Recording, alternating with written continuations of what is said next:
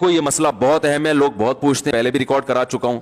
اگر تسلی سے استنجا کر کے وضو کریں اور پھر محسوس ہو کہ پیشاب کا قطرہ نکل گیا ہے تو پھر استنجا کرنا ضروری ہے یا صرف وضو کر لے؟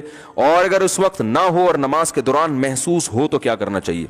جب پیشاب کرتے ہیں تو ایک دفعہ تسلی کر لیں کہ قطرہ آنا بند ہو گیا کہ نہیں ہو گیا, فوراً اٹھ کے نہ آئے, کیونکہ جب پیشاب کرتا ہے نا انسان تھوڑا سا کچھ نہ کچھ قطرات تری کچھ نہ کچھ آتی رہتی ہے, تو آپ تسلی سے بیٹھے رہیں. صحیح ہے نا؟ اب یہ نہیں کہ بیٹھے ہی, وہمی آدمی تو قیامت تک بیٹھا رہے گا, تو یہ وہمی ہوگی نہیں, نارمل آدمی کی بات کر رہا ہوں میں. تو تھوڑی دیر ہر انسان کو کچھ نہ کچھ تراوٹ آتی رہتی. تو جب تسلی ہو گئی کہ بھئی اب قطرہ آنا بند ہو گیا ہے, پانی ڈالیں اور پتلی گلی سے نکل لیں. نکلنے کے بعد اب محسوس پہ توجہ, کیونکہ آپ جتنا محسوس کریں گے اتنا زیادہ محسوس ہوگا. قیامت تک ہوتا رہے گا. مر جائیں گے جب آپ کو غسل دیا جا رہا ہوگا, آپ اٹھ کے سامنے والے کو تھپڑ ماریں گے, بولیں گے مجھے ابھی بھی محسوس ہو رہا ہے, تو نے مجھے ابھی غسل کیوں دیا, پہلے استنجا تو کرا دیتا صحیح طریقے سے. حقیقت بتا رہا ہوں میں آپ. یہ وہمیوں کے فون سن سن کے پاگل ہو جاتا ہے انسان. تو ایک دفعہ تسلی ہو گئی, اب آپ آرام سے باہر آئیں, وضو کریں, نماز پڑھیں, اس کی طرف توجہ دے ہی نہیں کہ قطرہ نکل رہا ہے کہ نہیں نکل رہا. ہاں صرف محسوس نہیں, یقین ہو گیا کہ قطرہ نکل گیا ہے. اتنا یقین ہو گیا کہ آپ قسم اٹھا کے کہہ سکیں اللہ کی قسم پیشاب کا قطرہ اب نکل چکا ہے, تو آپ کا وضو ٹوٹے گا. بات آ رہی ہے سمجھ میں؟ لیکن وہمی کی سمجھ میں ابھی بھی نہیں آ رہی, کیونکہ وہمی کہے گا کہ وہمی لوگ پتہ کیا کہتے ہیں, پتہ نہیں یار میں قسم اٹھا سکتا ہوں کہ نہیں اٹھا سکتا, مجھے جو یقین قطرہ تو نکلا ہے, یہ تو محسوس ہوا ہے. اب اتنا کہ مفتی صاحب نے کہا تھا قسم اٹھا سکتا ہوں, پتہ نہیں قسم اٹھا سکتا ہوں کہ نہیں اٹھا سکتا, یہ وہم ہو رہا ہے مجھے. تو جب وہم ہو رہا ہے اس کی علامت ہے آپ نہیں اٹھا سکتے قسم, آپ کو یقین نہیں ہے. دیکھو ابھی رات ہو رہی ہے, قسم اٹھا سکتے ہیں نا؟ کوئی بھی وہمی ہوگا قسم اٹھا کے بولے گا بھائی رات ہو رہی ہے. اب وہ بھی اس پہ بھی قسم نہ اٹھا سکے, پھر وہ اس کو تو پھر فوراً کسی نفسیاتی ہاسپٹل میں ایڈمٹ کرائے نا. تو جو آپ کو وہم ہو رہا ہے پتہ نہیں قسم اٹھا سکتا ہوں, تو اس کی علامت ہے کہ آپ کو یقین نہیں ہے, تبھی تو آپ کنفیوز ہیں کہ اٹھا سکتا ہوں کہ نہیں اٹھا. جو 100% جس چیز کا یقین ہوتا ہے فوراً انسان قسم اٹھا لیتا ہے. تو اگر کنفیوز ہے کہ پتہ نہیں اٹھا سکتا ہوں کہ نہیں اٹھا سکتا, تو اس کا مطلب ہے آپ قسم نہیں اٹھا سکتے. حدیث کے مطابق آپ کا وضو باقی ہے. اب آپ جا کے بلا وجہ شلواریں چیک کر کے اپنا ٹائم ضائع کرتے رہو اور وسوسے میں آتے رہو, تو وہی بات ہے کہ یہ آپ کی اپنی ٹینشن ہے, یہ ٹینشن شریعت نے آپ کو نہیں دی ہے. شریعت کا حکم یہ ہے کہ ایک دفعہ جب یقین ہو گیا کہ قطرے آنا بند ہو گئے ہیں, تو اب جب تک 100% یقین نہیں ہوگا قطرے نکلنے کا, اس وقت تک آپ کا وضو برقرار رہے گا. اب وہمی ایک اور مسئلے کا شکار ہوتا ہے. وہمی کہتا ہے ٹھیک ہے مجھے یقین نہیں ہے کہ قطرہ نکلا ہے, لیکن پاسبل تو ہے کہ نکل گیا ہوں. سمجھ رہے ہیں؟ یہ وہمیوں کو ہوتا ہے. اگر بالفرض نکل گیا ہوا تو وضو تو ٹوٹ گیا, پھر نماز تو نہیں ہوئی. اس کا جواب یہ ہے کہ بھائی جب شریعت نے کہہ دیا کہ جب تک 100% یقین نہیں ہے تو وضو باقی ہے, تو اس کا مطلب ہے کہ بالفرض اگر نکل بھی گیا ہو تو بھی وضو باقی ہے. سمجھ میں آ رہی ہے بات؟ کیونکہ جب ایک دفعہ پیشاب کر لیا اور آپ کو اب یقین ہو گیا کہ اب قطرات نہیں آ رہے, تو آپ استنجا کر کے باہر آ گئے. اب شریعت یہ کہتی ہے کہ اب وضو قطرہ نکلنے سے یا نہ نکلنے سے نہیں ٹوٹے گا. اب جب تک نکلنے کا یقین نہیں ہوگا نہیں ٹوٹے گا, جب نکلنے کا یقین ہوگا تو ٹوٹے گا. اب قطرہ نکلنے سے وضو ٹوٹتا ہی نہیں ہے, اب قطرہ نکلنے کا یقین ہونے سے ٹوٹے گا وضو. بات آ رہی ہے سمجھ میں؟ لیکن وہمیوں کی سمجھ میں پھر بھی نہیں آئے گا. وہ پتہ ہے ایک اور حملہ کرے گا شیطان. شیطان یہ کہے گا کہ دیکھو بھائی اصل میں جو حکم تھا نا وہ تو قطرہ نکلنے سے, پہلی دفعہ تو جب پیشاب کیا تو قطرہ نکلا تو وضو ٹوٹا نا. کیا خیال ہے؟ یہ تو شریعت نے ہم کو آسانی میں ڈالنے کے لیے, ایک وہمیوں کو وہم سے اور ٹینشن سے بچانے کے لیے شریعت نے کہہ دیا کہ یقین ہو قطرہ نکلنے کا تو وضو ٹوٹے گا, یقین نہیں ہے تو نہیں ٹوٹے گا. لیکن اوریجنل مسئلہ تو یہی ہے کہ پیشاب نکلنے سے وضو ٹوٹتا ہے, چاہے ایک قطرہ ہو چاہے 10 قطرے ہوں. تبھی تو جب پہلی دفعہ پیشاب کیا تھا میں نے بیٹھ کے تو وضو پورا ٹوٹا تھا میرا. تو اس کا مطلب ہے کہ اصل تو وہی ہے. تو یاد رکھو وہ جو اصل ہے کہ پیشاب نکلنے سے وضو ٹوٹتا ہے وہ بھی شریعت کے بتانے سے ٹوٹتا ہے نا, یہ کسی انگریز نے ریسرچ کر کے بتایا تھا لیبارٹری میں. تو جو شریعت نے آپ کو یہ بتایا کہ پیشاب نکلنے سے وضو ٹوٹتا ہے, اسی شریعت نے یہ بتایا کہ یہ اس وقت ٹوٹتا ہے جب آپ کو نکلنے کا 100% یقین ہو. اگر یقین نہیں ہے تو 100 دفعہ نکلتا رہے, نہیں ٹوٹتا. یہ کوئی میڈیکل سائنس کی رپورٹ تھوڑی ہے کہ پیشاب نکلنے سے وضو ٹوٹ جاتا ہے بھائی.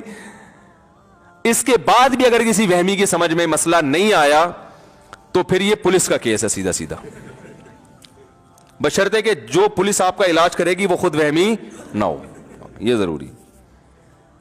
تو یہ پیشاب کا بھی یہی حکم ہے, اسی طرح ہوا خارج ہونے کا بھی یہی ہے. بعض لوگوں کو وہم ہوتا ہے پتہ نہیں ہوا جب 100% یقین ہو گیا کہ ہوا خارج ہو گئی ہے تو وضو ٹوٹے گا, جب تک 100% یقین نہیں ہے وضو نہیں ٹوٹے گا. سمجھ رہے ہیں؟ اسی طرح یاد رکھو کپڑے پہ ناپاکی لگ گئی ہے کہ نہیں لگی ہے, جب 100% یقین ہو گیا کہ لگ گئی ہے تو وضو تو ناپاک ہوگا کپڑا, جب تک 100% یقین نہیں ہے کپڑے کو پاک ہی سمجھا جائے گا. مثلا آپ جا رہے ہیں, بائک والا قریب سے گزرا, چھینٹیں پڑ گئیں. اب لوگ کہہ رہے ہوتے ہیں پتہ نہیں یار یہ پانی کی جو چھینٹیں لگی ہیں یہ کتے نے کہیں پیشاب تو نہیں کیا اس پانی کے اندر. تو بھائی آپ نے پیشاب کرتے ہوئے دیکھا ہے کتے کو؟ نہیں دیکھا, تو بس اس کا مطلب یہ پانی کیا ہے؟ پاک ہے. حضرت عمر رضی اللہ تعالیٰ عنہ ایک سفر میں تھے, پانی ختم ہو گیا, لوگوں کو وضو کی ضرورت تھی, ایک تالاب میں پانی نظر آیا, چھوٹا سا تالاب تھا. تو کسی نے جا کے تحقیق کرنا شروع کر دی کہ اس میں کہیں کتے نے پانی منہ تو نہیں ڈالا. حضرت عمر کو غصہ آیا, فرمایا اب ہی منہ ما اب ہم اللہ, جس چیز کو اللہ نے چھپا دیا اس کو چھپائے رکھو. ہم نے تو نہیں دیکھا نا, بلا وجہ ہم تو یہی سمجھیں گے پاک ہے بھائی. اب تحقیق کر کر کے کتے کو منہ ڈلوا دو اس کے اندر, سب مصیبت میں پڑ جائیں گے. کہاں پانی تلاش کرتے, 1 میل دور پانی ہو تو وضو تیمم جائز تھوڑی ہے, 1 میل کون تلاش کرے گا پانی بیٹھ کے. تو اس لیے شریعت کا حکم ہے بھائی جو چیز پاک ہے, ہر چیز پاک ہے جب تک ناپاک ہونے کی دلیل نہ ہو. سمجھ رہے ہیں؟ اسلامی ملکوں میں گوشت حلال ہے جب تک حرام ہونے کی دلیل نہ ہو. آپ قصائی سے گوشت لے کر آتے ہیں, حلال ہے بھائی.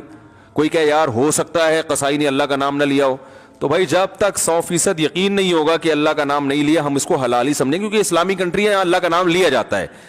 ہاں غیر مسلم کنٹری میں حرام سمجھا جائے گا جب تک 100% یقین نہ ہو کہ اللہ کا نام لیا گیا. تو شریعت کا اصول ہے بقاء ما کان علی ما کان, جو چیز جیسی تھی ویسی ہی سمجھی جائے گی.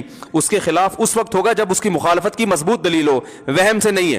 کئی لوگ طلاق کا مسئلہ پوچھتے ہیں, میں نے 2 طلاقیں دی ہیں یہ 3 میں بھول گیا, تو ہم کہتے ہیں 2 ہو گئی ہیں تیسری نہیں ہوئی ہے, کیونکہ طلاق میں اصل ہے کہ نہیں ہو.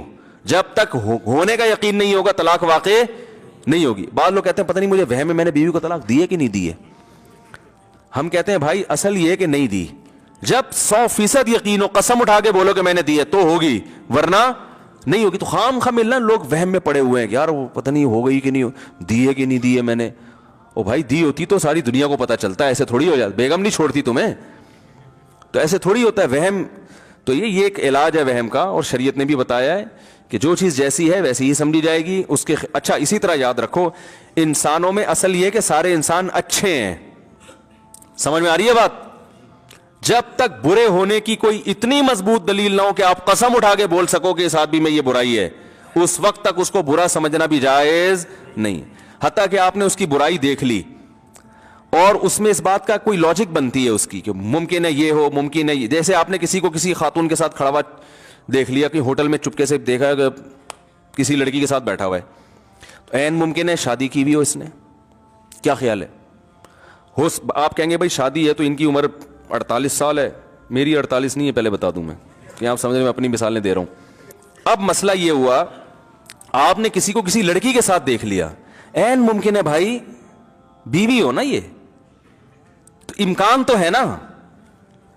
آپ کہہ سکتے ہیں اس کی بیوی کو تو میں جانتا ہوں, ہو سکتا ہے چھپ کے ایک اور شادی کی بھی ہو. تو جب تک اچھے محمل پر اس کو پھیرنا ممکن ہے, شریعت آپ کو بدگمانی کی اجازت نہیں دیتی. اور ہمارے ہاں سگی بیوی کے ساتھ بیٹھا ہوا ہوتا ہے, 2 بچے بھی ہوتے ہیں, بدگمان عورتیں یار کسی سے بھی پکڑ لیے ہوں گے لوگوں کو بیوقوف بنانے کے لیے. کیا خیال ہے؟ ورنہ یہ بیگم کے ساتھ قائد اعظم کے مزار پہ کیا کر رہا ہے؟ یہ صرف قائد اعظم کا مزار ہونا اس کی علامت ہے کہ یہ ڈیٹ مارنے آیا ہے. بھائی شریف لوگ بیوی کے ساتھ قائد اعظم کے مزار بھی جا سکتے ہیں اور کہیں بھی جا سکتے ہیں. تو اس لیے شریعت کا حکم یہ ہے کہ جب تک اچھا گمان کسی بھی درجے میں رکھنا پاسبل ہو, آپ کو برا گمان رکھنے کی اجازت نہیں ہے. جب اللہ کا حکم ہے تو فالو کرو نا بھائی اس کو. اور اس سے کتنا ہنسی خوشی زندگی گزرے گی. سب اچھے ہیں. دیکھو اس سے ذہن کو سکون ملتا ہے کہ سب اچھے ہیں, یہ اس سے ملتا ہے سارے برے ہیں, سارے چور ہیں. محلے میں ایک چور آ جائے نا ٹینشن دینے کے لیے کافی ہے.